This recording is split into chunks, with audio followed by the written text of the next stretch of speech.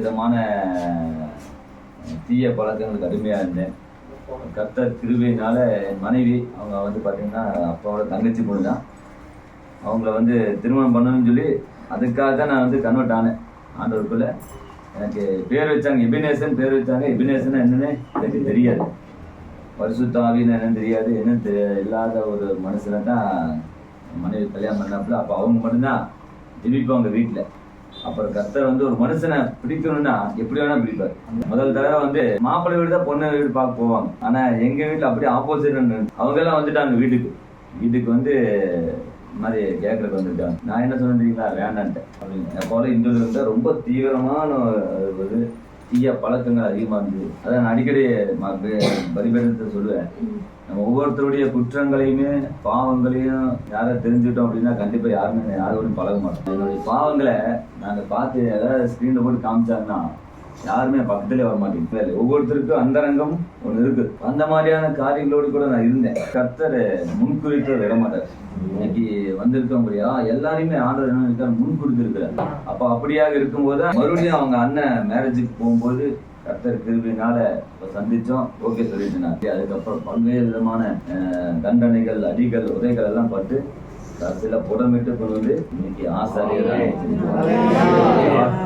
நாள்ல ஒரு வசனம் என் கூட பேசின வார்த்தை நான் சொல்றேன். சங்கீதம் 14ஆம் அதிகாரம் 16-11. ஜீவ மார்க்கத்தை எனக்கு தெரியப்படுத்துவீர். உம்முடைய சமூகத்தில் பரிபூர்ண ஆனந்தமும் உம்முடைய வலது பாரிசத்தில் நித்திய பேரின்பமும் உண்டு. எல்லாவற்றை காட்டிலும் நீர் எனக்கு போதும் அப்படின்னு சொல்லி எப்ப சமூகத்துக்கு போறோமோ அப்பதான் அந்த பரிபூர்ண ஆனந்தத்துக்குள்ள போகும். பரிபூர்ண ஆனந்தத்துக்குள்ள ஒரு மனுஷன் போயிட்டான் அப்படின்னா நிச்சயமா சொல்ல முடியும், இந்த உலகம் அவனை ஒருபோதும் அசைக்க முடியும். கர்த்தர் பெரிய காரியங்களை செய்வாராக. வெளிப்படுத்தின விசேஷம் 22ஆம் அதிகாரம் 20ஆம் வசனம். மெய்யாகவே நான் சீக்கிரமாய் வருகிறேன் என்கிறார். ஆமென். ஆமென். கர்த்தராகிய இயேசுவே வாரும். ஒரு நிமிடம் கண்களை மூடலாமா? மெய்யாகவே நான் சீக்கிரமாய் வருகிறேன். அல்லேலூயா, அல்லேலூயா. ஆண்டவர் சீக்கிரமாய் வர போகிறார். அல்லேலூயா. காரியங்களை சொல்ல போனா என்ன சொன்னாங்க, சுவிசேஷத்தை பத்தி கேட்டோம். அதுக்கு ஐயா உலகம் எங்கும் சுவிசேஷத்தை பிரசங்கன்னு சொல்லியிருந்தார். அல்லேலூயா. அது எப்ப சொன்னாரு? 2000 வருஷத்துக்கு எப்போ சொன்னாரு அவங்க? அப்படி போகும்போது இங்க இந்த பூமியை விட்டு போகும்போது என்ன சொன்னாங்க, நீங்க சர்வ சிஷ்யக்கும் என்னங்க சுவிசேஷத்தை அறிவிங்க சொன்னார். மறுபடியும் அவர் திரும்ப வருவார். அல்லேலூயா. அப்பதான் சொல்ல போனா வெளிப்படுத்துற விசேஷத்துல யோவான் யாருன்னு பாத்தீங்கன்னா ஆண்டவர் 12 சீசர்ல ஒருவராய் இருந்தார். அல்லேலூயா. மார்பில சார்ந்தது அன்பாயிருந்த சீசரா இருக்கிறார். அல்லேலூயா. அப்போ ஆண்டவரா இயேசு பரலோகத்துல போன பிறகு இவர் என்னங்க, இந்த கிறிஸ்துவர்களுக்காக இவர்கள் 12 சீசர்கள் தோமா என்ன பண்ணாங்க, இந்தியாவுக்கு சுவிசேஷம் அறிவித்தார். அல்லேலூயா. அதே போல ஒவ்வொரு அப்போஸ்தலர்கள் எப்படிங்க சேவனுடைய சீசராய் இந்த ஒவ்வொருவரும் அப்போஸ்தலர்களாய் மாறி ஒவ்வொரு இடத்துக்கு போனாங்க. எப்படிங்க தோமா இங்க வந்தாரு, ஆசியா இருக்கிற சபைகளுக்கு ஒவ்வொரு தேசங்களுக்கு எப்படிங்க ஒவ்வொரு அப்போஸ்தலர்கள் கடந்து போனாங்க, சுவிசேஷத்தை அறிவித்தாங்க. சுவிசேஷம் அறிவித்ததால்தான் நீங்களும் நானும் எப்படிங்க ரட்சிக்கப்பட்டிருக்கோம். அல்லேலூயா. சுவிசேஷம் சொல்லலைன்னா நம்ம எப்படிங்க ரட்சிக்கப்பட்டிருக்கோம்? வேர்ல்ட் விஷன் எப்படிங்க அவர் அங்க இருக்கிறாரு, அங்கிருந்து எப்படிங்க ஒரு தரிசனத்தோடு எப்படிங்க எப்படியாவது சுவிசேஷம் அறிவிக்க வேணும். எப்படிங்க டைரக்டா சொல்லாம சமுதாய பணிகளோடு சேர்ந்து சுவிசேஷம் அறிவிக்கும் போது எப்படிங்க தேவன் நம்மளை ரட்சித்தார். அல்லேலூயா. நாங்க எப்படியோ ஒரு உட்கிராமத்துல இருக்கோம். எப்படி சுவிசேஷம் வந்தது? என்ன சொன்னாங்க, சகலம் உலகம் எங்கும் போய்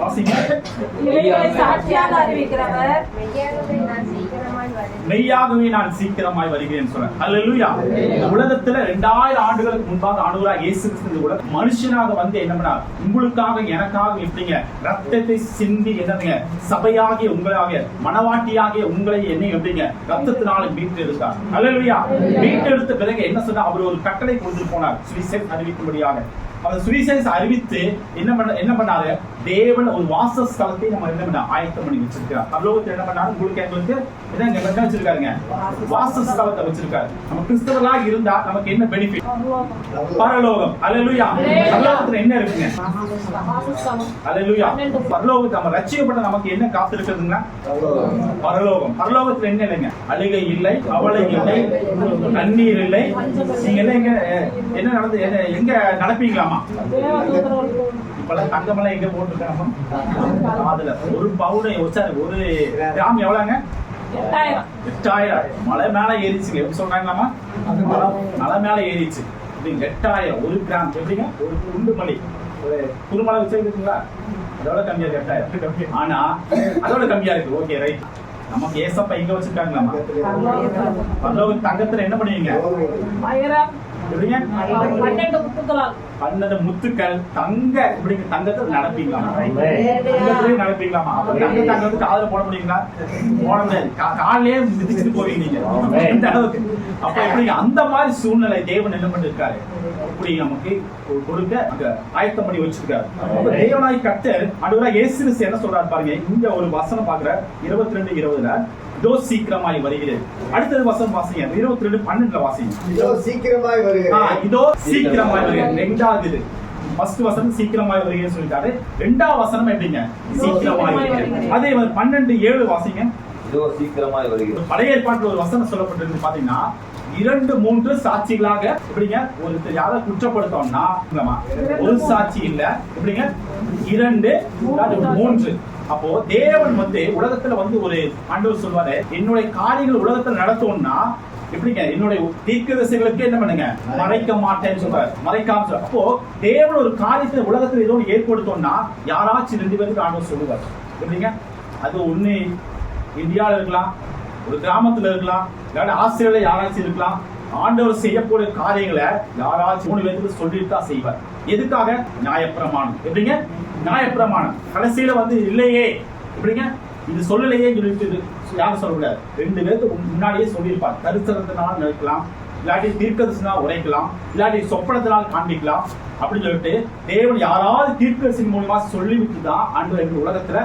ஒரு கொள்ளை நோய் அனுப்புவார் இல்ல வேற ஒரு பூமி அதிர்ச்சி இல்லாட்டி வேற அழிவுகளை ஏற்படுத்துவார் அப்போ தேவன் வந்து சாட்சி ஏற்படுது இந்த வெளிப்படுத்துற விஷயத்தை பாத்தீங்கன்னா 3 காரியங்கள் இருந்துச்சுங்களா எப்படிங்க அது இதோனா அவர் பொய் சொல்லிட்டாருங்களா அது சீக்கிரம் வரக்கூடாது சீக்கிரம் அப்படிங்கிறதுக்கு இப்ப பழைய ஏற்பாடு எழுதப்பட்டிருக்குங்க எபிரேய பாஷையில புதிய ஏற்பாடு கிரீக் பாஷையில அப்ப இந்த சீக்கிரம் அப்படிங்கிறதுக்கு கிரீக்ல வந்து என்ன எழுதப்பட்டிருக்கு பாத்தீங்கன்னா டக்குன்னு போட்டிருக்கு அப்ப இதுக்கு என்ன அர்த்தம் பார்த்தா குயிக் சீக்கிரமா போங்க இப்படி வேலைக்கு போகும்போது எப்படி போகணும் குயிக்கா போவோம் அப்ப அதே மாதிரி பாத்தீங்கன்னா சபைக்கு வரும்போது எப்படின்னா குயிக்கா ட்ரெஸ் சீக்கிரம் ட்ரெஸ் குயிக்கா வருவோம் அப்ப அது குயிக் அப்படின்னு போடுற அப்ப ஏசப்பா என்ன பண்றாருலாமா குயிக் சீக்கிரம் தாமதிக்கிறார் என்று சிலர் எண்ணுகிறபடியா தாமதமாயிடாமல் எப்படிங்க எல்லாரும் ரட்சிக்கப்படுகிறது தேவனை மகிழ்ச்சி நீங்களும் ஒரு அப்போஸ்தலர் தான் நீங்க ஒரு பேதுரு தான் போராள் தான் மரியாள் தான் எல்லாருமே நீங்க எப்படிங்க அப்போஸ்தலரா வச்சிருக்காரு நம்மள எல்லாத்தையும் என்ன பண்ணுங்க சீசர்களா வச்சிருக்காரு அப்ப நம்ம சொல்லுங்க யார் சொல்லுவான் நமக்கு ஒருத்தர் சொல்லிருக்காங்க நமக்காக கண்ணீர் வந்து நம்ம ரட்சிக்கப்படுவதற்காக யாராவது கண்ணீர் சிந்திருக்காங்க ஆமென் ஹல்லேலூயா ஏசப்பா அதிசீக்கிரமாக எத்தனை பேர் போற ரெடியா இருக்கீங்க இப்ப ஏசப்பா வராருன்னா எப்படி நமக்கு தெரியும் அப்போ உலக மனுஷன் அதிகாரி வரும்போதே இத்தனை ஆயத்தங்கள் இருக்குதுன்னா அப்போ வானத்தின் பூமி அண்ட சராசரி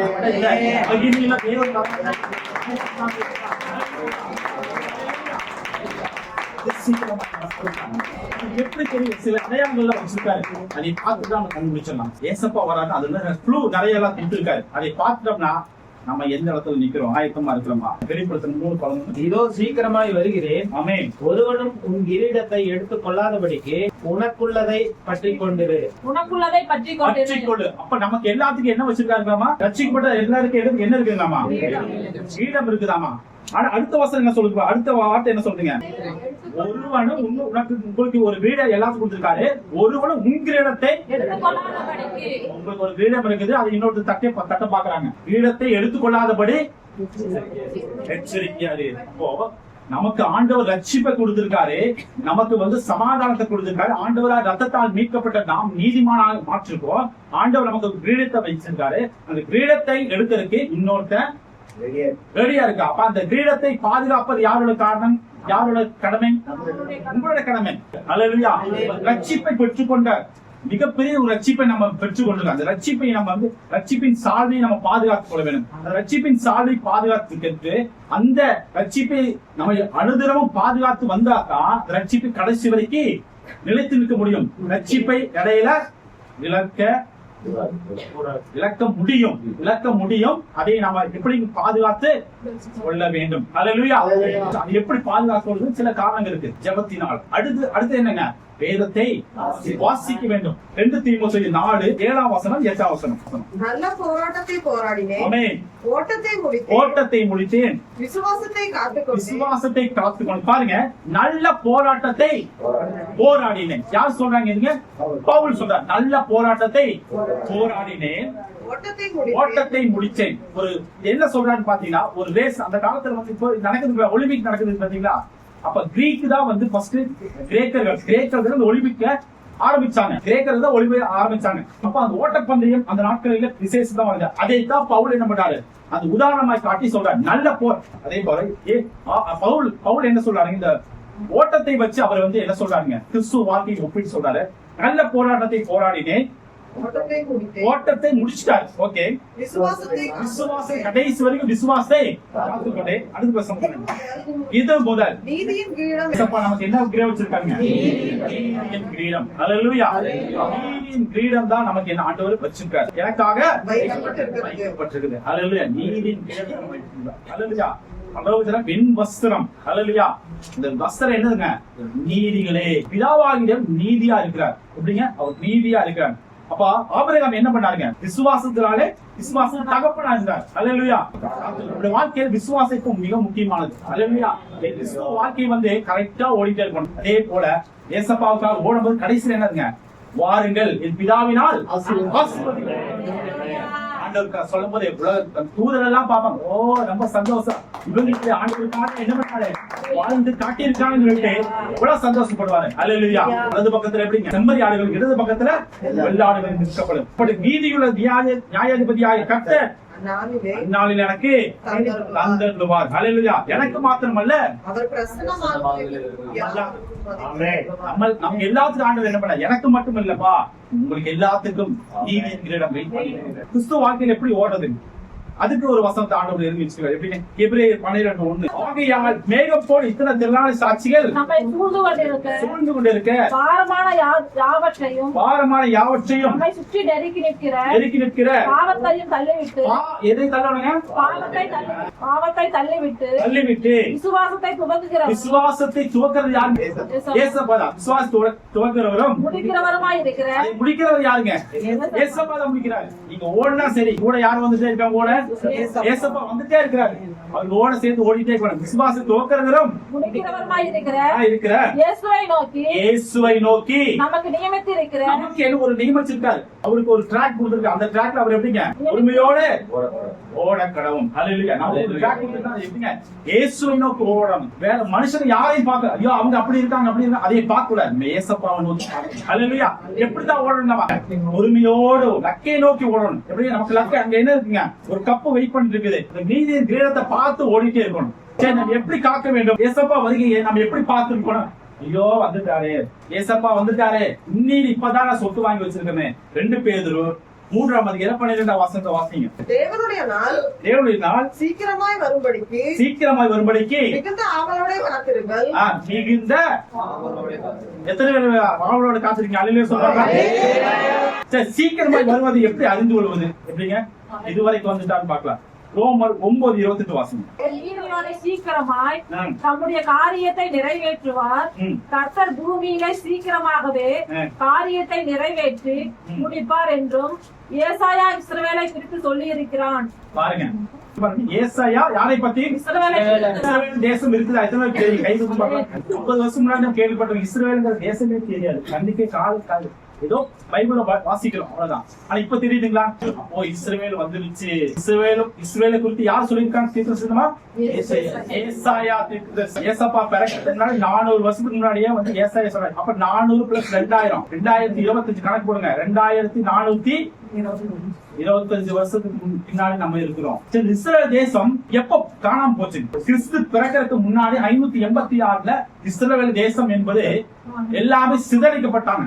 பாபிலோன் ராஜா நேபுகாத்நேச்சர் அவர் பிடிச்சிட்டு போய் என்ன பண்ணிட்டாங்க? வடக்கு ராஜ்யம் இஸ்ரவேல் தேசமா இருந்தது, தெற்கு ராஜ்யம் யூதா தேசமா இருந்தது. 2 ராஜாக்கள் ஆட்சி பண்ணியிருந்தாங்க.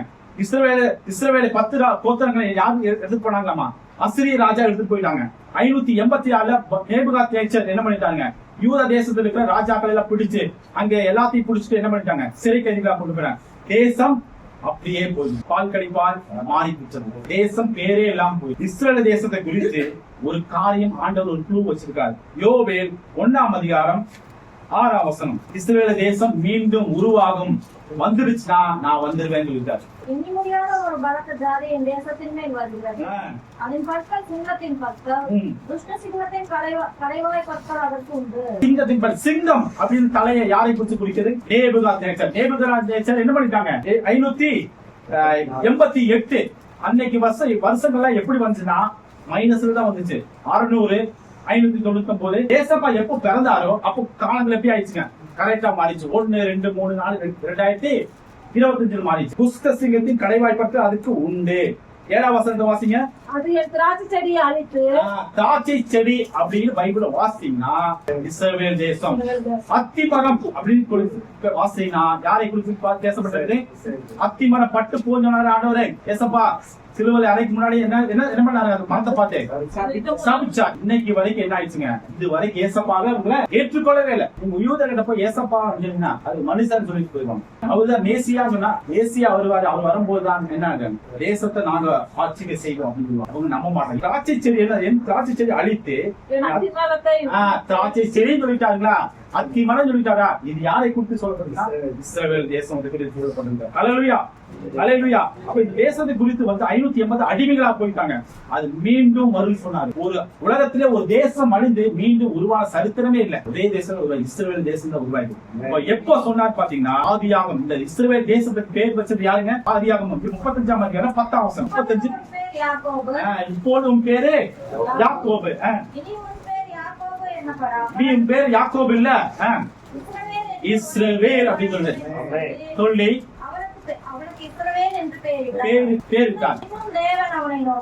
தேவன் நோக்கி நான் சர்வவல்லமையுள்ள தேவன், நீ பலுகி பெருவாயாக. ஒரு ஜாதி பற்பல ஜாதிகளும் எப்படிங்க? 12 கோத்திரம் வந்துச்சுங்களா? எப்படிங்க? ஆசை பின்னாடி பைபிள் பின்னாடி வாசி பார்த்தா 12 கோத்திரம் இருக்கு. ஒரு ஜாதியும்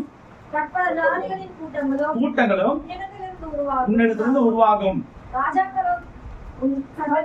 ராஜாக்களும் சந்ததியில இருந்து வந்தாங்களா? சவுல் ராஜா வந்தாங்களா? பென்யமீன்ல இருந்து. தாவீது ராஜா யாருங்க? யூதா தேசம் யூதா ராஜா வந்தாங்களா? போன அமெரிக்கா அதிபர் பைடன் முன்னாடி இருந்தவர். அவர் வந்தபோது என்ன சொன்னாரு? அங்க இருக்க president, you are my brother Joseph அப்படின்னு சொன்னாரு. ஜோசப்ல 2 பேர் பிறந்தாங்களா? ஜோசப் கோத்திரத்துல 2 பேர். மனாசே, எப்ராயிம். எப்ராயிம் கோத்திரத்துல யாருங்களாமா? அமெரிக்கர்கள். அதனாலதான் அமெரிக்கா எப்பவுமே யார் சப்போர்ட் பண்ணுவாங்க? சப்போர்ட் பண்ணிட்டு இருப்பாங்க, மாட்டாங்க. பென்யமீன் யோசேப்போட சந்ததி. அவர் சொல்றார், you are my brother Joseph அப்படின்னு சொல்லுவார். அப்போ இஸ்ரேல் தேசம் அத்திமரம் துளிவிடும் போது நீ என்ன பண்ணுவ? நான் வருக சமீபமாயிருச்சு. எரேமியா 29 பார்க்க போறோம். 29:10 பார்க்க போறோம். எரேமியா 29:10. பாபிலோனிலே 70 வருஷம் நிறைவேறின பின்பு 70 வருஷம் இவங்க அடிமையா போனான்னு பாத்தீங்கன்னா 586ல 70 வருஷம் ஆண்டவர் கணக்கு கொடுத்தாரு. 70 வருஷம் நீங்க வரமாட்டீங்கன்னு சொன்னாரு. 70 வருஷம் கரெக்டா முடியுது. சொல்லுங்க. அடிமையா போனது சிறையில் போனது 70 வருஷம் போறாங்க. நான் உங்களை சந்தித்து, நான் உங்களை எப்படி சொன்னேன்? 70 வருஷம் அடிமையா போறீங்க. அப்ப நான் என்ன பண்ணுவேன்? நான் உங்களை சந்தித்து அவர் போய் சந்திச்சு உங்களை இவ்விடத்துக்கு திரும்பி வர பண்ணும்படிக்கு. இவ்விடத்துக்கு எங்கங்க? மறுபடியும் இஸ்ரவேல் தேசத்துக்கு நான் என்ன பண்ணுவேன்? திரும்பி வரப்படிக்கு உங்கள் மேல் என் நல்வார்த்தையை நிறைவேற பண்ணுவேன் என்று கர்த்தர் சொல்லுகிறார். அல்லேலூயா. மீண்டும் ஒரு அழிஞ்சு போன தேசம் மீண்டும் உருவாகுது. ஒரு ப்ராபசி, ஒரு தீர்க்கதரிசன வசனம் நினைச்சுங்க. அது இப்பவே நடக்கணும்னு அவசியம் இல்ல. அவரு சொன்னா ஒரு காலங்கள் இருக்கும். பழைய ஏற்பாட்டுல ஒரு வசனம் டியூயல் ப்ராபசி சொல்லுவாங்க. எப்படிங்க? அன்னைக்கு நடக்கும், பின்னர் காலம் நடக்கும். மறுபடியும் என்ன பண்ண எப்ப கூட்டி சேர்த்தாரு அப்படி பாத்தீங்கன்னா இஸ்ரேல் மறுபடியும் எப்ப பிறந்தது பாத்தீங்கன்னா முக்கியமான வசனம் மத்தேயு 24:33 வாசிங்க. அப்படியே இவைகளை எல்லாம் நீங்கள் காணும்போது அவர் சமீபமாய் வாசல் அருகே வந்திருக்கிறார் என்று அறியுங்கள். எப்படிங்க? இவைகளெல்லாம் காணும் போது ஆண்டவர் சொல்லிட்டாங்களா? இவைகளெல்லாம் காணும் போது நீங்க என்ன பண்ணுங்க? வாசல் அருகே டோர் பக்கத்துல நின்றுதான் இருக்காமா? எப்ப வேணா வந்துடலாம். தேசம் உருவானது காணும் போது நான் டோர் பக்கத்துல வந்துட்டேன். இஸ்ரேல் தேசம் வந்து பாபிலோன் பிடிச்சிட்டு போனாங்க. அடுத்த கிரேக்க சாம்ராஜ்யம் அலெக்சாண்டர் தெரியுங்களா? பெர்சியா மேதியன் பெர்சியன் கரியு ராஜா இவங்க அரசாண்டாங்க. அப்புறம் மகா அலெக்சாண்டர் படையெடுத்து வந்தாங்க. அப்புறம் அந்த மகா அலெக்சாண்டர் 4 பெரிய அதிபதிகள் வந்து அரசாண்டாங்க. அப்புறம் ரோமர்கள் அரசாண்டாங்க. அப்புறம் வந்து செலுக்கியர்கள், அப்புறம் வந்து முஸ்லிம் ஆட்சியின் கீழே வந்துச்சு. எல்லாமே வந்துச்சு. அவர் பிரிட்டிஷ் கடைசியாக என்ன பண்ணாங்க? 1947 யார் சுதந்திரம் கொடுத்தாங்க? இந்தியாவுக்கு சுதந்திரம் கொடுத்தாங்க. அதே மாதிரி 1948 மே 14ஆம் தேதி இஸ்ரேலுக்கு சுதந்திரம். வாக்கு நிறைவேற்றீங்களா? மீண்டும் என்ன பண்றேன்? கணக்கு போடுங்க. 1948 இஸ்ரேல் பிறந்தாச்சு. ஏசப்பா சொல்லிட்டாரு. அது துளி விடும் போது நான் பக்கத்துல வந்திருக்கேன். 48 2020 நம்ம எப்ப இருக்குங்க? 2025 1940 கழிச்சா எத்தனை வருஷம் ஆகுதுங்க? 77 இஸ்ரேல் பிறந்து எத்தனை வருஷம் ஆயிடுச்சுங்க? 77 வருஷம் ஆச்சு. இன்னொரு க்ளூ கொடுக்குறீங்களா? சங்கீதம் 90ஆம் அதிகாரம் 10ஆம் வசனத்தை வாசிங்க. ஆயுசு நாட்கள் 70 வருஷம். ஆயுசு நாட்கள் அப்படிங்க 70 வருஷம். வெள்ளத்தின் மிகுதியா 80 வருஷம். ஆயுஷ் நாட்கள் எப்படிங்க? 70 வருஷம். வெள்ளத்தின் மிகுதியால் 80 வருஷம். இது யார் சொல்றா? தலைப்பு வாசிங்க. 90ஆம் அதிகாரம் தலைப்பு வாசிங்க. தேவனுடைய மனிதனாகிய மோசேயின் ஜெபம். இப்போ மோசே இஸ்ரவேல் ஜனத்தை வழி நடத்துறாரு இல்லைங்களா? இப்போ இஸ்ரவேலுக்கு ஒரு தலைவரா இருந்தார். அவரு தான் சொல்றாரு வெள்ளத்தின் ஆயுஷ் நாட்கள் 70 வருஷம். இஸ்ரவேலுக்கு எவ்வளவு ஒரு தேசத்தை குறித்து சொல்றாருன்னா அது மோசேவே சொல்லியிருக்காரு. அப்ப தேசம் பிறந்து 77 வருஷம் ஆயிடுச்சு. இப்ப ஆயுஷ் நாட்கள் 70 வயசு. வெள்ளத்தின் மிகுதியால் 80 வயசு. இதுவரைக்கும் ஆண்டவராக இயேசு கிறிஸ்து அவங்க ஏற்றுக்கொள்ளவே இல்ல. அவங்க எதை நம்பித்தான் இருக்காங்க இதுவரைக்கும்? ராணுவ பலத்தை. 77 வயசு ஆயிடுச்சு. எதுக்குங்க? இஸ்ரவேல் தேசத்துக்கு. அவங்க வெள்ளத்தின் மிகுதியால் எவ்வளவு ஆகுங்க? 80. இங்க எத்தனை வயசு இருக்கு? ஒரு தேசம் ஏசப்பா ஏற்றுக்கொள்ள அவங்கள நம்பி இருக்காங்க. எதை நம்பி இருக்காங்க? அவங்களோட ராணுவ பலத்தை நம்பி இருக்காங்க. அவங்க ராணுவ பலத்தையும் அவங்கள கட்டமைப்பும் அவங்களுடைய எக்கனாமிக்கு அவங்கள நம்பி இருக்காங்க. ஏசப்பா இது வரைக்கும் அவங்க நம்பவே இல்லை. வெள்ளத்தின் மிகுதியால் 80 வருஷம். 80 வருஷம் முடிச்சு என்ன? தானியேல வாசிக்கிறோம். தானியேல் என்ன பண்றாங்களாமா? அந்த வசந்த வாசி பாத்தீங்கன்னா தெரியும். இதுதான் வேத ஆராய்ச்சி பண்ணுங்கன்னு சொல்லிட்டு எல்லாம் சொல்றாங்க. வேதத்தை எத்தனை பேர் படிக்கிறீங்க? சொல்லுங்க. வேதத்தை தியானிச்சும் போது உங்களுக்கு ரகசியம் எல்லாம் நீங்க தான் தீர்க்கிறது. ஒரு வசந்த வாசிங்க. தானியேல் 9ஆம் அதிகாரம் 2ஆம் வசனம் வாசிங்க. 9:2. தானியேலாகிய நான் எருசலேமின் பால் கடிப்புகள் நிறைவேறி தீர 70 வருஷம் செல்லும் என்று கர்த்தர் எரேமியா தீர்க்கதரிசியோடே சொல்லிய வருஷங்களின் தொகையை புஸ்தகங்களால் அறிந்து கொண்டேன். தானியேலே வந்து எரேமியா தீர்க்கதரிசி புத்தகத்தை வாசித்து தெரிஞ்சு கொள்றாரு. எப்படிங்க? எத்தனை வருஷம் ஆகும்?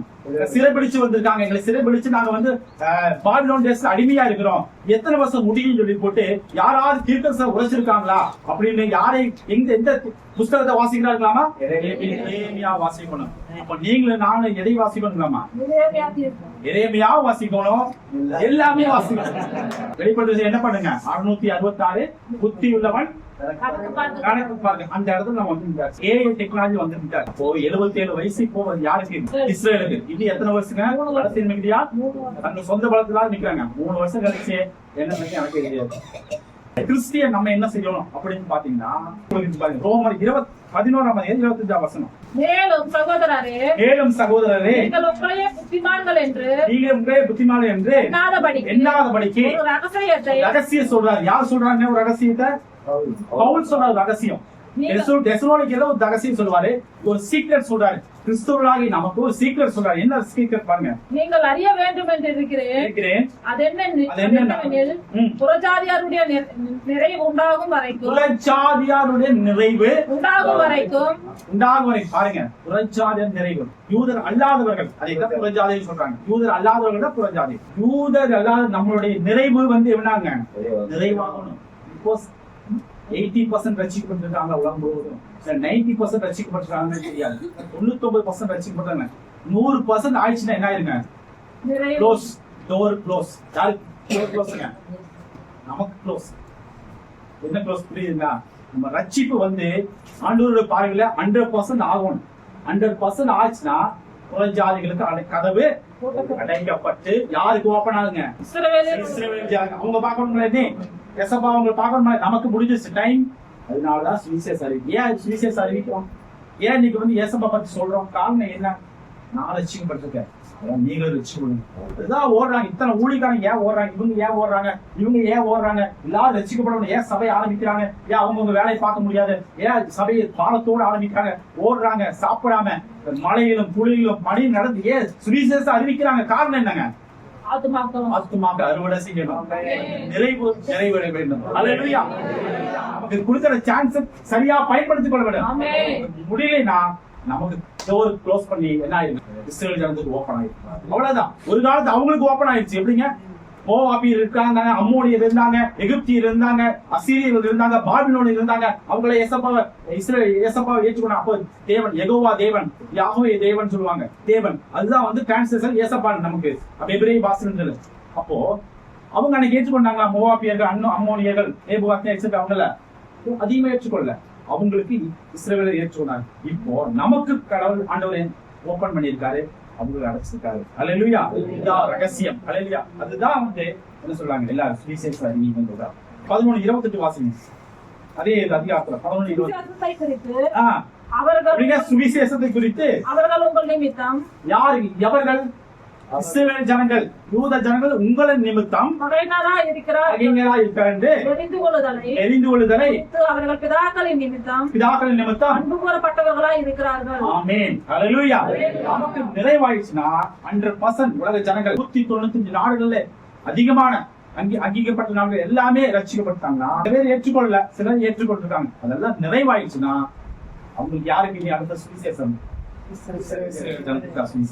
நமக்கு வந்து ரட்சிப்பு கொடுத்துட்டாரு. இது நம்ம பர்மனண்டா காக்காம போறதுக்கு யாருடைய பொறுப்பா இருக்குங்க?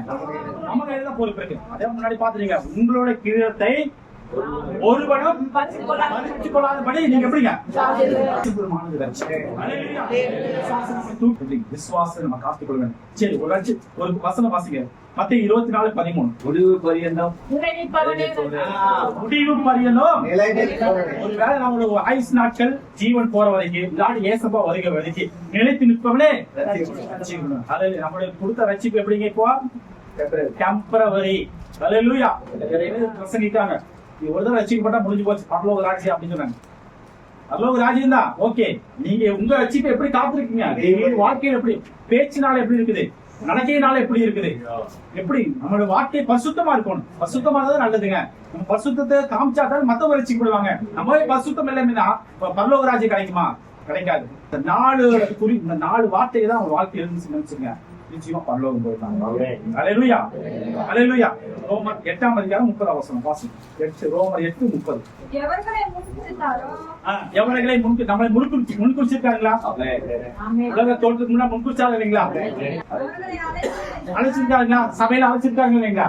சபையில உட்கார்ந்து இருக்காங்க. Okay, right. நீதிமான் ஆக்கிருக்காங்களா? அம்மாவை ஏசப்பா ரத்தத்தால மீட்கப்பட்டிருக்காங்களா? ஓகே, அடுத்தது மகிமை. இதுதான் நடக்க வேண்டியது. அல்லேலூயா. ஒரு வசனம் சொல்லுவாங்க, கர்த்தருக்குள் நித்திரை அடைந்தார் மகிமையில். வசனத்தை இங்க போடுங்க. என்ன போட்டுருப்பாங்க? மகிமையில் தேவர்களை முன்குறித்தார், அவர்களை மகிமை. ஒண்ணு நம்ம மரிக்கிற வரைக்கும் ரட்சிப்பை காத்துக்கொள், இல்லாட்டி ஏசப்பா வர வரைக்கும் மகிமையில போடுறாங்க. இந்த காரியங்களை நம்ம பரிசுத்தமா இருந்தா தான் நம்ம எப்படிங்க பரலோக ராஜ்யமா இருக்கேன். வெளிப்படுத்தல் 22:12. சீக்கிரமாய் வருகிறேன். சீக்கிரமாய் வருகிறேன். அவன் அவனுடைய கிரியைகளின்படி அவன் அவனுக்கு நான் அளிக்கும் பலன் என்னோட கூட தோட்டத்தில் ஆதாமுக்கு ஏவாளுக்கு எப்படிங்க ஒரு மகிமையான வஸ்திரம் இருந்துச்சு, சூரியனை போல வஸ்திரம் இருந்துச்சு. சொல்ல சூரியனோட வஸ்திரம் போட்டுருந்தாங்க. பாவம் எப்போ வந்ததோ அவங்க இந்த சூரிய வஸ்திரம் எடுத்து ஏசப்பாவை எப்படி தேவாதி தேவன் எப்படி பேசுனாங்க, கூட பாவம் இல்லாத எப்படி பேசுனாங்க, ஃப்ரெண்ட்ஸ் மாதிரி பேசிட்டு போனாங்க. தேவனாய் கர்த்தர் கூட இருக்கும்போது ஆதாம் எங்க இருக்க அஞ்சு இருக்க ஆண்டவரே எப்படி இருக்கா அப்படின்னு பேசிட்டே போவாங்க. அந்த பாவம் வந்த போது என்ன ட்ரெஸ் விளங்கிச்சு எப்படிங்க, மகிமை உள்ள அக்னி உள்ள அந்த சூரிய வஸ்திரம் பழங்காடு பயந்துட்டாங்க. பாவம் மறுபடியும் அந்த வஸ்திரத்தை நமக்கு கொடுத்தாங்க. ஏசப்பாவோட பேசுறதுக்குள்ள அதனாலதான் மோசே முகமுகமாக நம்மளும் ஒரு முகமுகமா பார்க்க போறோம். ஆயத்தமா இருக்கிறாங்க.